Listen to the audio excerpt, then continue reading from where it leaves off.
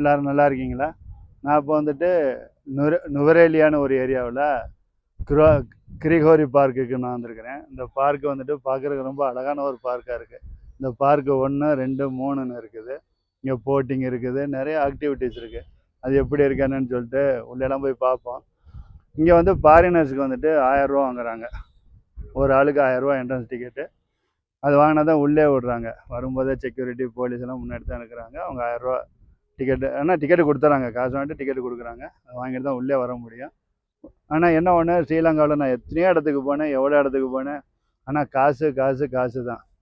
லோக்கலுக்கு 240 ரூபான்னா ஃபாரினர்ஸுக்கு வந்து 3450 ரூபா, 12,000 ரூபா, 10,000 ரூபா, 5,000 ரூபாலாம் வாங்குறாங்க. இந்த மாதிரிலாம் இருந்தால் யார் வருவாங்க? இப்போ நிறைய பேர் பட்ஜெட் டூர் வச்சுக்கிட்டு சில பேர் வரணும்னு நினைப்பாங்க, ஒரு ஸ்ரீலங்கா டூர் போகலாம் அப்படின்னு நினைப்பாங்க. ஆனால் நான் 3 லட்ச ரூபா கொண்டு வந்தேன். 3 லட்ச ரூபா கொண்டு வந்து எந்த மூளைக்கு போச்சுன்னே தெரியலை. சாப்பாடும் அவ்வளோ விலை கூட. அதே மாதிரி ஒவ்வொரு இடத்துலையும் வந்துட்டு நானும் வந்துட்டு துபாய் போயிருக்கேன், அபுதாபி போயிருக்கேன், கத்தர் போயிருக்கிறேன், நேபாள் போயிருக்கிறேன். அதே மாதிரி இங்கே ஸ்ரீலங்காவெலாம் வந்திருக்கிறேன். ஆனால் இங்கே வந்துட்டு பகல் கொள்ளை மாதிரி தெரியுது. ஏன்னா எந்த ஒரு நாட்டிலையுமே வந்துட்டு ஃபாரினர்ஸுக்கு ஒரு ரேட்டு, லோக்கலுக்கு ஒரு ரேட்டுன்னு கிடையாது. ஓகே, ஃபாரினர்ஸுக்கு ஒரு ரேட்டு, லோக்கலுக்கு ஒரு ரேட்டு, பிரச்சனை இல்லை. ஆனால் ஃபாரினர்ஸுக்கு என்ன 20 மடங்கு 30 மடங்கு? அப்போ சில பேர் வந்துட்டு பெரிய மில்லியனரு, பணக்கார மக்கள் வந்துட்டு எல்லா இடத்துக்கும் போக முடியும். ஆனால் நம்மளை மாதிரி மிடில் கிளாஸ் பீப்புளு, நார்மலால் வந்துட்டு எல்லா இடத்துக்கும் போக முடியாது. அதனால் நிறைய இடத்துக்கு பார்க்க முடியாமல் அவாய்ட் பண்ணுறாங்க. அவங்க டிஸப்பாயிண்டடாக ஆகுறாங்க. அதனால் நீங்கள் வந்து வரணும்னு நினைக்கிறவங்க பார்த்து வாங்க. ஓகே, நம்ம வீடியோக்குள்ளே போவோம். இந்த ஏரியாலாம் சுற்றி பார்ப்போம். இந்த ஏரியா வந்துட்டு பார்க்குறதுக்கு ரொம்ப அழகாக இருக்குது. இந்த ஏரியா பேர் வந்துட்டு கிரிகோரி ஏரி அல்லது கிரிகோரி நீர்த்தேக்கம்னு சொல்கிறாங்க. இது வந்து இலங்கை தேயிலை தோட்டத்தோட மலைகளின் நகரமான நுவரெலியாவில் நடுப்பகுதியில் தான் இந்த நீர்த்தேக்கம் இருக்குது. இது வந்துட்டு 1873ஆம் ஆண்டில் வந்துட்டு பிரிட்டிஷ் ஆளுநராக இருந்த சர் வில்லியம் கிரிகோரி தான் இதை உருவாக்கியிருக்காரு. அதனால் இந்த பார்க்குக்கு, இந்த ஏரிக்கு அவர் பேர் தான் வச்சுருக்கிறாங்க, கிரிகோரி பார்க்கு, கிரிகோரி நீர்த்தேக்கம்னு. நான் இப்போ வந்துட்டு 2000 ரூபா கொடுத்துட்டு 3 பேர் போகிறோம், டிக்கெட் வாங்கியிருக்கான். நான் அந்த போட்டில் தான் போகிறோம். நான் லைஃப் ஜாக்கெட்டெல்லாம் போட்டிருக்கேன், எல்லாருக்கும் லைஃப் ஜாக்கெட்லாம் கொடுத்தாங்க. இப்போ வந்து இந்த போட்டில் வந்துட்டு இந்த ஏரியா ஃபுல்லாக கம்ப்ளீட்டாக சுற்றி பார்க்க போகிறோம். இந்த போட்டு வந்துட்டு ஸ்டீமர் போட்டு கம்ப்ளீட் ஏரியா வந்துட்டு அது உள்ளே போயிட்டு சுற்றி பார்க்கலாம். இவர் தான் அந்த போட்டோட கேப்டன். இது 2000 ரூபா கொடுத்துருக்காங்க. இந்த வந்துட்டு ஒரு ரவுண்டு ஃபுல்லாக சுற்றி காமிப்பாங்க. அதுக்கு தான் நாங்கள் 2000 ரூபா பே பண்ணியிருக்கிறோம். ஆனால் நல்ல ஒரு புதுவிதமான எக்ஸ்பீரியன்ஸாகவும் இருக்கும்னு நினைக்கிறேன். பார்த்தீங்கன்னா எனக்கு பின்னாடிலாம் நிறைய பேர் போட்டிங் போகிறாங்க. இப்போ நாங்கள் போட்டிங் ஸ்டார்ட் பண்ணிட்டோம். பாருங்கள், இந்த மலைகள், இந்த இயற்கையெல்லாம் பார்க்குறதுக்கு எவ்வளோ சூப்பராக இருக்குன்னு பாருங்கள். நல்ல புதுவிதமான ஒரு எக்ஸ்பீரியன்ஸாகவும் இருக்கும். நான் வந்துட்டு கொடைக்கானலாம் போட்டிங் போயிருக்கேன், ஏற்காட்டில் போட்டிங் போயிருக்கிறேன். அதே மாதிரி நம்ம ஊட்டிலலாம் போட்டிங் போவோம். அது மாதிரி இதுவும் அதே மாதிரி தான். என்ன ஒன்று, இங்கே வந்துட்டு தேயிலை தோட்டத்துக்கு நடுவில் இந்த ஏரியா இருக்கிறதுனால நிறைய ஃபாரினர்ஸ்லாம் இங்கே இருக்கிறாங்க. நிறைய உள்ளூர் மக்களை விட வெளிநாட்டு மக்கள் தான் அதிகமாக இங்கே வந்து போட் சர்வீஸ்லாம் பண்ணுறாங்க. இந்த பகுதி ஆரம்ப காலத்தில் நகரத்தை ஒட்டியுள்ள சிறிய குன்றுகளோட அடிவாரத்தில் தான் ஒரு சதுப்பு நிலமாக இருந்திருக்குது. 1873ஆம் ஆண்டில் நகரத்தோட விரிவாக்கம் பண்ணும்போது அதிக நிலத்தை பெறுவதற்காக என்ன பண்ணியிருக்காங்க, மலையிலிருந்து உருவாகும் ஒரு தலகல ஓடையின் குறுக்க வந்துட்டு அணை கட்டுறதுக்கு வில்லியம் கிரிகோரி அனுமதி அளித்திருக்காரு. 1881ஆம் ஆண்டில் நுவரெலியாவின் உதவி அரசாங்க கவர்னரான CJR லே மெசூரியால ஏரியில வந்துட்டு ட்ரவுட் மீனெல்லாம் இங்கே விட்டுருக்குறாங்க. 1913ஆம் ஆண்டில் வந்துட்டு ஏரியோட ஒரு நீர் வந்துட்டு சுரங்கப்பாதைக்குள்ள போறது மாதிரி திருப்பியெல்லாம் விட்டுருக்குறாங்க. அந்த ஓடைக்கு உள்ள போற தண்ணி வந்துட்டு இப்போ வந்துட்டு நீர்மின் நிலையம் அமைச்சிருக்காங்களாம். அந்த நீர்மின் நிலையம் தான் அந்த நுவரெலியா ஏரியாவுக்கு கரண்டெல்லாம் சப்ளை பண்ணுது. அது மாதிரி இந்த ஏரியா வந்துட்டு ஒரு ஹிஸ்டாரிக்கல் பிளேஸும் கூட, ஒரு டூரிஸ்ட் பிளேஸ். அது பாருங்க, நம்ம இந்த ஏரியாலாம் சுற்றி வரும்போது பாருங்க, நிறைய வீடுங்கள், நிறைய ரெஸ்டாரண்ட்டு எல்லாமே இருக்கு பாருங்க. இதெல்லாம் வந்து மலைகள். இங்கே வந்து நீங்கள் தங்கவும் முடியும். பிரிட்டிஷார் ஆட்சி காலத்தில் இந்த ஏரிக்கரை ஓரத்தில் நிறைய குதிரை சவாரி பண்ணுறது, நிறைய வேட்டைக்கெல்லாம் போகிறது, அதே மாதிரி இங்கே நீர்த்தேக்கத்தில் வந்துட்டு போட்டிங் போகிறதெல்லாம் அவங்களுக்கு ஒரு பொழுதுபோக்காக இங்கே இருந்திருக்குது. இப்போவும் இந்த ஏரியாவுக்கு பக்கத்தில் பார்த்தீங்கன்னா ஒரு ரேஸ் கோர்ஸ்லாம் இருக்குது. நான் அந்த ஏரியாவை போயிட்டு அது ஒரு தனி வீடியோவை தர்றேன் பாருங்கள், எவ்வளோ சூப்பராக இருக்குது. நாங்கள் ஒரு ரவுண்டே சுற்றி வர்றாங்க. உண்மையில நல்ல ஒரு புதுவிதமான எக்ஸ்பீரியன்ஸாக இருக்குது. ஏன்னா நல்ல ஒரு இயற்கையான காற்று. இதில் வந்துட்டு கார்பன் வந்துட்டு ரொம்ப கம்மியாக இருக்கும். ஏன்னா இயற்கையான ஒரு மலைகள் சூழ்ந்த ஒரு இடம் இல்லையா, அதனால் அவ்வளோ சூப்பராக இருக்குது. உண்மையில நீங்கள்லாம் ஸ்ரீலங்கா வந்தீங்கன்னா எக்ஸ்பென்சிவ் தான், ஆனால் அதெல்லாம் கொஞ்சம் பார்க்காம செலவு பண்ணிங்கன்னா இந்த ஏரியாலாம் வந்துட்டு என்ஜாய் பண்ண முடியும். நிறைய ஃபாரினர்ஸ் வர்றாங்க, ஆனால் அவங்களுக்கெல்லாம் வந்துட்டு ஒரு எக்ஸ்பென்ஸ் பெருசாக தெரியாது. ஏன்னா மிடில் கிளாஸ் ஃபேமிலி ஆளுங்க வர்றவங்க தான் கொஞ்சம் கஷ்டப்படுவாங்க. ஆனால் இது மாதிரி ஒரு ஏரியாலாம் வந்து என்ஜாய் பண்ணுவாங்க. அவ்வளோ சூப்பராக இருக்குது. இயற்கையான காற்றை வாங்கிக்கிட்டு இப்படி ஒரு மலைகள்லாம் நம்ம ரசிக்கும் போது நமக்கு வந்துட்டு ஒரு புத்துணர்ச்சி கிடைக்குது. இங்கே வந்துட்டு இந்த ஏரிக்கரை ஓரத்தில் ஹார்ஸ் ரைடிங்லாம் நீங்கள் போக முடியும். நிறைய என்டர்டெயின்மெண்ட் எல்லாம் இருக்குது. நமக்கு டைம் இல்லைங்க. நான் வந்துட்டு நாளைக்கு கொழும்பு போய் கொழும்புலேருந்து பஹ்ரைன் போகணும், அதனால் டைம் இல்லை. நிறைய ஏரியா மிஸ் ஆயிருச்சு.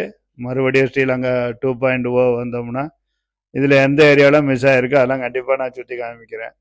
பாருங்கள், ஆனால் அந்த நீரோடையோட ஆழம் எவ்வளோன்னு தெரியலை, ஆனால் எங்கேயும் எழுதி வச்சிருக்கிற மாதிரியும் தெரியலை. ஆனால் நல்லா ஆழமாக இருக்கும்னு நினைக்கிறேன். இது மலை மேலே தான் இந்த ஆறு இருக்குது. பாருங்கள், இதெல்லாம் வந்துட்டு மரம் செடி கொடிகள் இதெல்லாம் எவ்வளோ சூப்பராக இருக்குது பாருங்கள். ஆனால் நிறைய மக்கள் வந்துட்டு என்டர்டெயின் பண்ணுறது, வீடியோ எடுக்கிறாங்க, ரீல்ஸ் எடுக்கிறாங்க, ஃபோட்டோ எடுக்கிறாங்க. அதுக்கெல்லாம் நல்ல ஒரு கிளைமேட்டும் கூட, நல்ல ஒரு லொக்கேஷனும் கூட அது. ஆனால் இங்கெல்லாம் ஏதாவது சினிமா ஷூட்டிங் நடந்திருக்கான்னு தெரியலை. நான் இங்கே உள்ள போர்ட்மேன்கிட்ட கேட்டேன், இங்கெல்லாம் சினிமா ஷூட்டிங்லாம் எதாவது எடுத்திருக்காங்களான்னு. அது அவருக்கும் தெரியலை.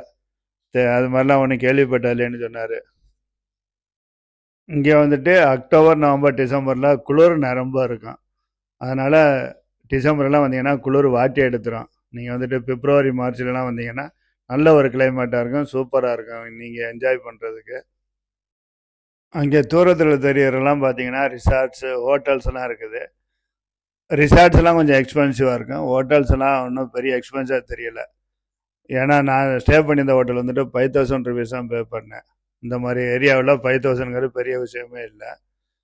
பாருங்கள், நான் வந்துட்டு ஆல்மோஸ்ட் ரவுண்டு முடித்து நெருக்கி வந்துட்டோம். நல்ல ஒரு புதுவிதமான எக்ஸ்பீரியன்ஸாகவும் இருந்துச்சு. இவர் வந்துட்டு கேப்டனை ரொம்ப சப்போர்ட்டிவாகவும் இருந்தார். நம்ம கேட்ட டவுட்டுக்கெல்லாம் அவர் வந்துட்டு எக்ஸ்பிளைன் பண்ணார்.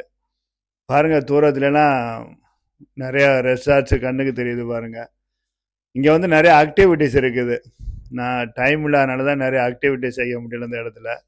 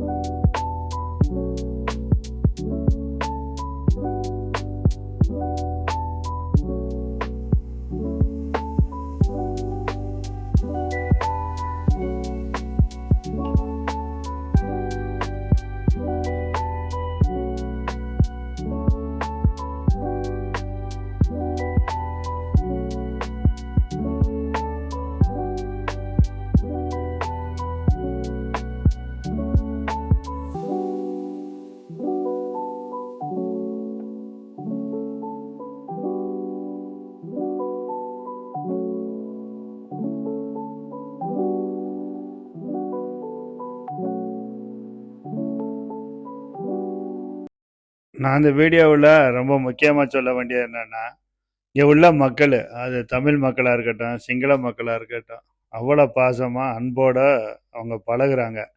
நம்ம எங்கேயாவது போனோம்னா எந்த இடத்துலையும் தெரியலைன்னா கேட்டாலும் அவங்க நின்று கரெக்டாக மரியாதையாகவும் பதில் சொல்கிறாங்க. நம்ம ஊரில் மாதிரியெல்லாம் இங்கே வந்துட்டு கொஞ்சம் திமிருத்தனமாக யாரும் பேசின மாதிரி எனக்கு தெரியலை. நானும் ஆல்மோஸ்ட்டு ஸ்ரீலங்கா ஃபுல்லாக நான் சுற்றி வந்திருக்கேன். எங்கேயுமே வந்துட்டு ஒரு பேட் எக்ஸ்பீரியன்ஸ் எனக்கு கிடைக்கவே இல்லை. மக்கள்லாம் அவ்வளோ அன்போடு இருக்கிறாங்க. இங்கெல்லாம் பார்த்தீங்கன்னா நிறைய டீ எஸ்டேட்டெல்லாம் இருக்குது. இந்த நுவரேலியா வந்துட்டு ஒரு மலைகளின் சொர்க்கம் தான் அது. நான் அந்த வீடியோவோட ஆரம்பத்தில் சொல்லியிருந்தேன், பகல் கொள்ளைங்க ரொம்ப இடத்துல நிறைய டூரிஸ்ட்டுக்கெல்லாம் வந்துட்டு காசு வாங்குறாங்க அப்படின்னு சொல்லிட்டு.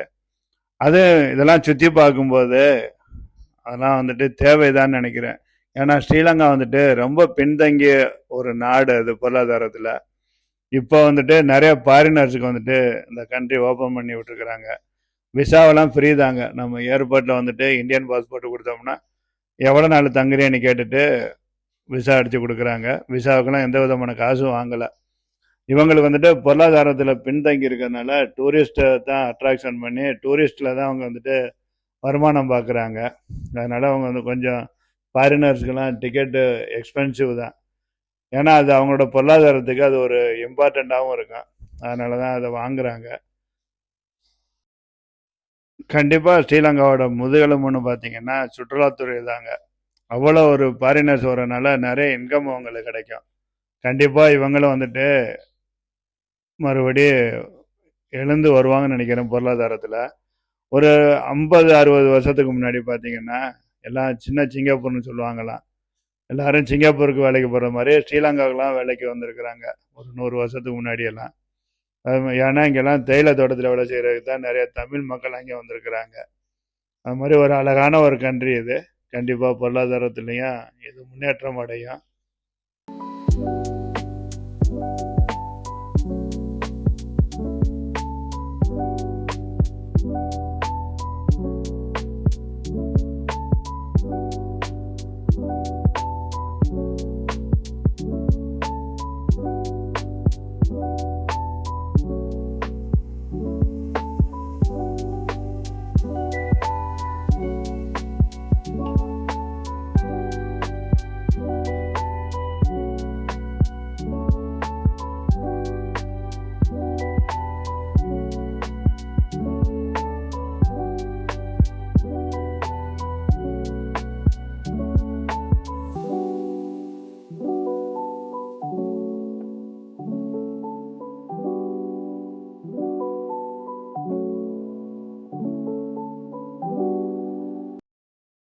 இந்த போட்டிங் வந்துட்டு அவ்வளோ சூப்பராக இருந்துச்சுங்க. ஒரு வழியாக அந்த போட்டிங் முடிச்சுட்டு வந்தாச்சு. ஆனால் மனசே இல்லைங்க நம்ம வந்துட்டு இந்த ஏரியா விட்டு கிளம்பணும்னு சொல்லிட்டு. அவ்வளோ ஒரு சூப்பராக இருந்துச்சு. நீங்கள் வீடியோ பார்க்குறத விட நீங்களாம் இங்கெல்லாம் வந்தீங்கன்னா ரொம்ப என்ஜாய் பண்ண முடியும். கண்டிப்பாக வந்துட்டு இந்த வீடியோ உங்களுக்கு பிடிச்சிருக்குன்னு நினைக்கிறேன். பிடிச்சிருந்தா சப்ஸ்கிரைப் பண்ணுங்கள், ஷேர் பண்ணுங்கள், லைக் பண்ணுங்கள். கண்டிப்பாக உங்களோட ஆதரவில் மேலும் மேலும் வீடியோ தரேன். நன்றி, வணக்கம். தேங்க்ஸ் ஃபார் வாட்சிங் மை வீடியோ. நன்றி, வணக்கம்.